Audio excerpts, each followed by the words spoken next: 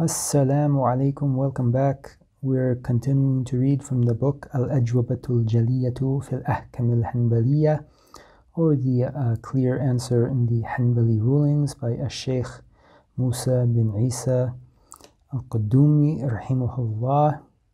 So let us begin. Bismillahir Rahmanir Rahim.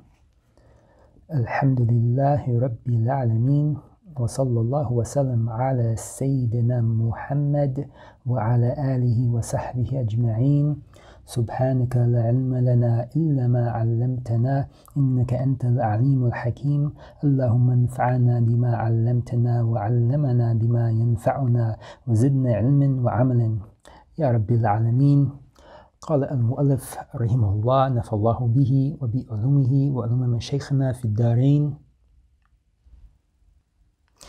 Number 27, what is Wajib in Ghusl? So just as a quick reminder of the last lesson, we discussed the things that necessitate the Ghusl and their shurut or prerequisites, and those are each 7 things. So now in today's lesson, inshallah, we will talk about the Wajib, Fardh and Sunna actions of the Ghusl, and inshallah we'll also talk about the description of al-Ghusl. As I said last time, the numbers to remember were 7 and 7, as in 7 necessitators and 7 prerequisites, and inshallah today the numbers to remember are 1, 1 and 7, so 1 wajib, 1 fard act, and 7 sunnahs. And the book Nail al-Marib, Sharh Dalil al-Talib will be our main reference. Also a reminder, we're reading from the English translation by Sheikh Khalid Shah. So we're on page 43, and as we said, we're at number 27, what is Wajib in Ghusl? And the author, rahimahullah, replies, there is only one Wajib in Ghusl, saying the Bismillah. If one omits it out of forgetfulness or ignorance, then it does not invalidate the ghusl. However, if it's omitted intentionally, then the ghusl is invalid. And the Taghlibi mentions in the Sharh that this is just as al-wudu. So I think we've discussed this in the video on al-wudu. You can go back to that if you don't remember, but the ruling is exactly as we said it here. Then the next question, number 28, what is the fard of ghusl? And he replies, there is only one fard of ghusl, which is to wash the whole body, including the inside of the mouth and nose. So once again, regarding the definition of the outside of the body, or here we can say the outside of the face, it does include the mouth and nose. And the Taghlibi says just as in al-wudu. So once again, if you want to review that, you can go to the wudu video. And that's just because it has the ruling of the outside, the dhahir, the outside of the body. And another benefit that we can get here from Dalil al-Talib is that the author there mentions that, just to clarify what is the outside of the body, he says this is what would be appearing even in the private parts of the woman if she was sitting as if going to the bathroom. And here we're referring to like the squat toilet. So I think you're familiar with the squat toilet in case you don't have it in your country, but obviously imagine someone squatting just above the ground. What parts of the body are going to be apparent there? At-Taghlibi also mentions in a nail that one should wash what's under the ring, and I think we've also talked about this issue before in the wudu video. A few other good points here is that if someone has long hair, they need to make sure that they wash the hair all the way down to the roots. And there's also a ruling that applies, I think we can say generally for women, but in the case that they have their hair braided, they do need to unbraid their hair when doing the ghusl. If they're doing the ghusl for al-hayd or al-nifas, so due to the menstruation or the postpartum bleeding. However, that ruling does not apply for al-janaba or the ghusl after intercourse. And the water needs to reach all parts of the body, and the author in Dalil mentions it's sufficient that one thinks that it has reached everywhere. So once again, we've taken this principle before. You don't need so-called scientific certainty, but just a reasonable certainty is sufficient. Now if we go back to the main text, number 29, how many sunnahs of ghusl are there and what are they? The author replies, there are 7 sunnahs of ghusl, and they are the first one, A, to do wudu before it. So this is the wudu as we've studied al-wudu. Once again, these are sunnahs. You don't have to do the wudu, but we should try our best to follow the sunnah and do the wudu before the ghusl. The next one, B, to remove from the private parts in the body semen or filth. I think that's clear. The next one, C, to pour water on the head 3 times and on the rest of the body 3 times. So once again, just to be clear, what has to be done, what is the fard is to cover the whole body with water 1 time, but the sunnah is to do it 3 times, and one starts with the head and then does the rest of the body. And then D, to do so starting with the right. This is a similar ruling as we discussed in al-wudu, but one does the right side of the body and then the left side of the body. And the next one, E, continuity, and in parentheses he says to not give a long gap between the washing of each limb, and this corresponds with what Taghlibi mentions in the Sharh al-Dalil, that one does not delay one part of the body to the next to the point that the previous one would dry. And then F, rubbing with the hand all over the body. So maybe this is also similar to al-wudu, but one just does this to make sure that water is reaching all parts of the body, especially any place where maybe you have some type of excess skin or fat or something like that, or just anywhere that's maybe a little bit hard to reach. One wants to ensure that water is reaching to all parts of the outside of the body. And then the last one, G, washing the feet again in another location. And then on this point, the Taghlibi mentions 2 good points in his sharh, that one can wash the feet again in another location, even if inside a hammam or bathroom, meaning a place where there's not like dirt.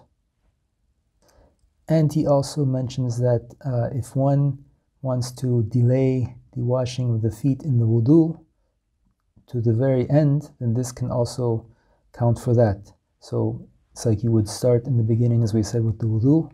You would do all of the wudu except washing the feet. It is permissible to then skip the feet there and then wash them at the very end.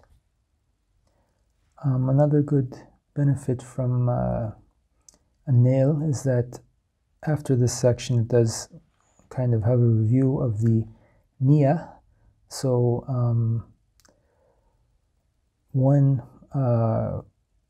if one makes the niyyah for a Wajib ghusl, that will also cover any type of sunnah ghusl. A few other benefits we can get from a dalil and a nail is that in the case of one making wudu, it is sunnah to do it with a mud. So a mud is like a handful of water. When we say handful, we mean like the 2 hands put together. And for the one making ghusl, it's sunnah to do it with a sa'a. So a sa'a is 4 mud. And it is disliked to waste water, even if one was in a flowing river. And one does not achieve al-isbagh, or we can say the water reaching all parts of the body, with less than the amounts that we've mentioned for al-wudu and al-ghusl. So al-mud and al-sa'a. Okay, now we're on to a new issue, question 30. How many sunnah ghusls are there? What are they? And the author replies, there are 16 types of sunnah ghusls, and they are: A, the first one, for the Jum'ah prayer in its day for a male resident, and then in parentheses, non-traveler. So when we say for its day, meaning the day of Jum'ah, this means from the time of the appearance of al-Fajr, not the starting of the day, for example, meaning from after Maghrib, what we would consider the previous day, because as you know, the Islamic day ends at Maghrib. But here for the Ghusl, one does it after the Fajr of Yawm al-Jum'ah, and it does not count if done before that. And the author mentions for males because the woman is not obliged to perform the Jum'ah prayer. Likewise, the traveler does not have to perform the Jum'ah prayer. It's not obligatory, so this doesn't pertain to him. Okay, the next one, B, giving ghusl to the dead. And in a nail, a dilil and a nail, this is specified that refers to washing both a Muslim or a non-Muslim. And the next one, C, the Eid prayer on its day. And on its day has the same meaning as what we discussed for the day of Jum'ah, starting after the appearance of the Fajr. In the case that this might be difficult for somebody because the time of the Eid prayer is a bit closer to al-Fajr, At-Taghlibi mentions in Sharh al-Dalil that Ibn Aqil said it was quoted from Al-Imam Ahmed radiallahu anhu that he said it could be before the Fajr or after it, due to the reason of the time being more constrained than al-Jum'ah. But this isn't the Mu'tamid, so try to follow the Mu'tamid, but that is in a position that is mentioned in case one has a difficulty meeting the Mu'tamid. Then he goes on, D, the eclipse prayer, E, the rain prayer. I think these are both clear. At-Taghlibi mentions in the nail that regarding al-istisqa, or the rain prayer, there's some type of a resemblance to the Jum'ah and Eid prayers, that the fact that a lot of people are gathering, so that could be the rationale why we are supposed to do it at that time. And the author goes on, F, due to madness, and G, after fainting. The author has translated the word al-ighma as fainting. I believe this can also mean things, anything where there's a loss of consciousness, but something that would last even longer, like a coma. Allah knows best. The author goes on, H, during chronic bleeding before every salah. So the chronic bleeding refers to istihada. This is the chronic bleeding of a woman, and this generally refers to the bleeding of menstruation that goes beyond the normal time of her normal period of menstruation. So obviously this would be difficult to perform before every prayer, but once again we're only talking about a sunnah ghusl. So this isn't obligatory upon her, just to be clear. This is only sunnah upon her. And the author continues, I, for ihram. So I think we're all familiar with al-ihram. If we're not, inshallah, if Allah allows us to get to the book of Hajj wa Umrah, we'll talk about it. But this refers to, yes, the ihram of Hajj and Umrah. And At-Taghlibi mentions in the nail that this ruling applies even to al-ha'id, or the woman who's on her menstruation, and as well as those who have the postpartum bleeding. And this is mentioned in al-Muntaha. So in this case, that ghusl, it wouldn't lift any type of hadith, but it would be sunnah to perform, as well as for those that aren't in the category. So generally, for all people, it is sunnah to do the ghusl of al-ihram. And the next one, J, entering the city of Mecca, even if in menses.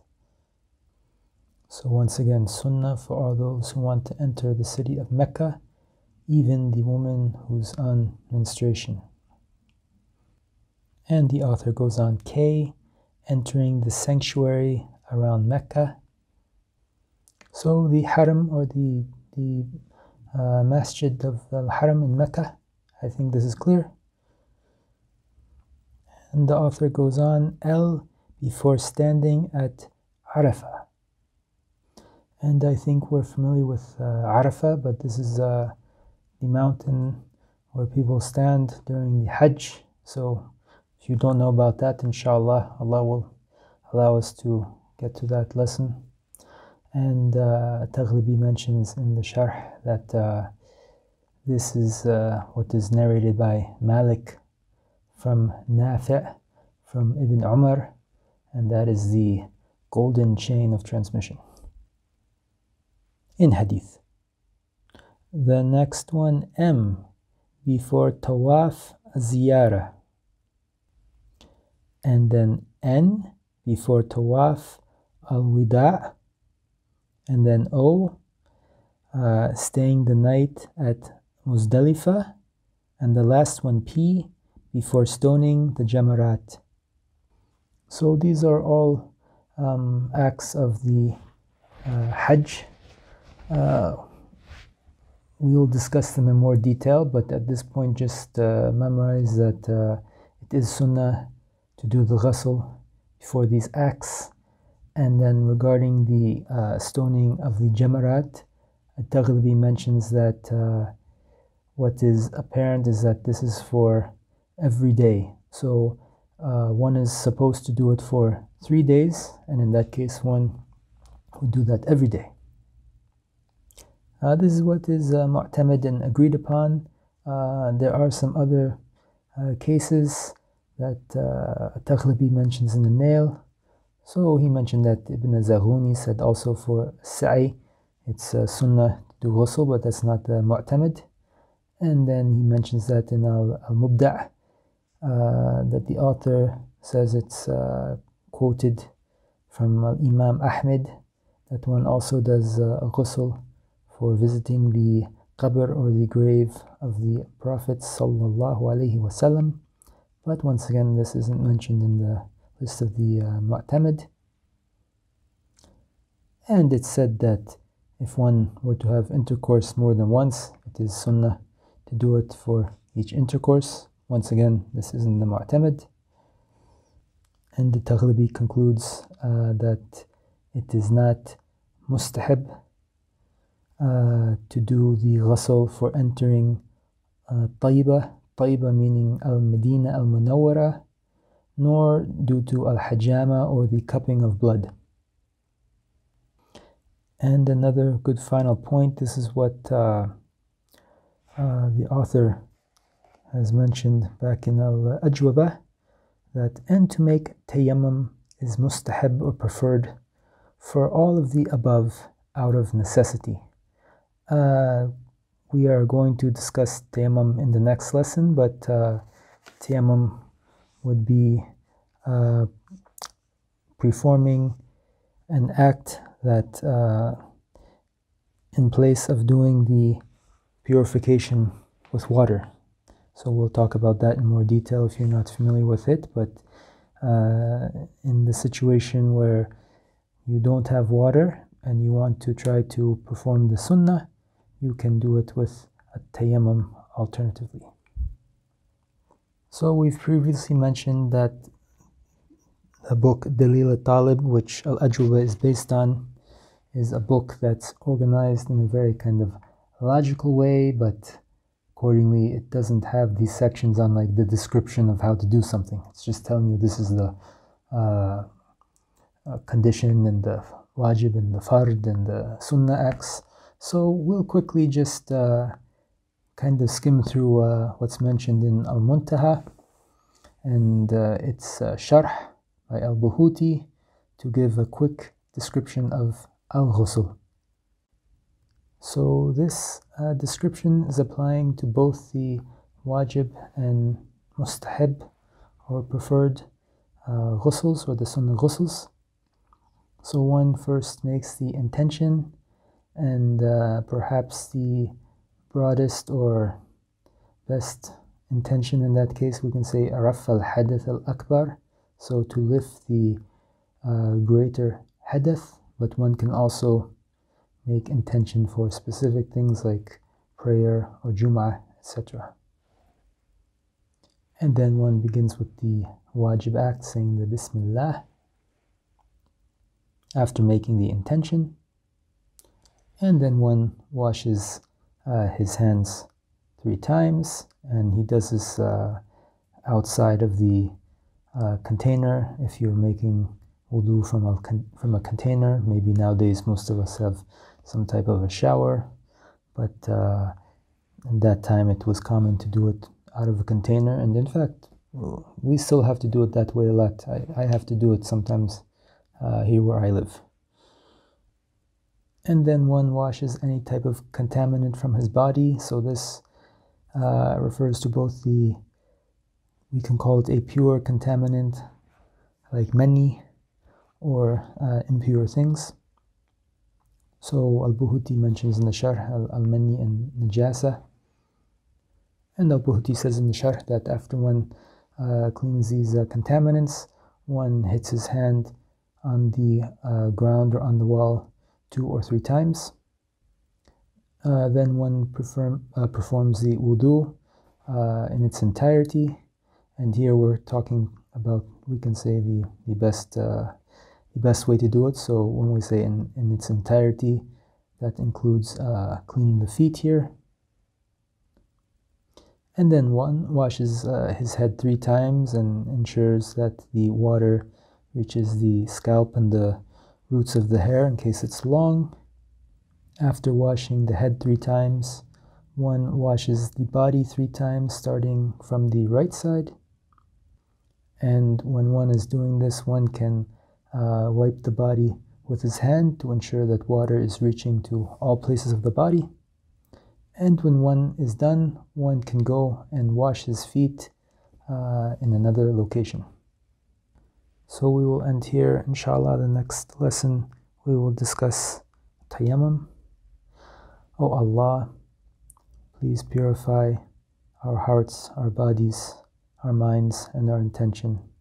O Allah, purify the earth from all najis. O Allah, purify the earth from all najis. O Allah, purify the earth from all najis. O Allah, purify the land of Palestine. O Allah, purify Al-Aqsa and what is around it. Alhamdulillahi Rabbil Alameen. Wa sallallahu wa sallam ala Sayyidina Muhammad wa ala alihi wa sahbihi ajma'een.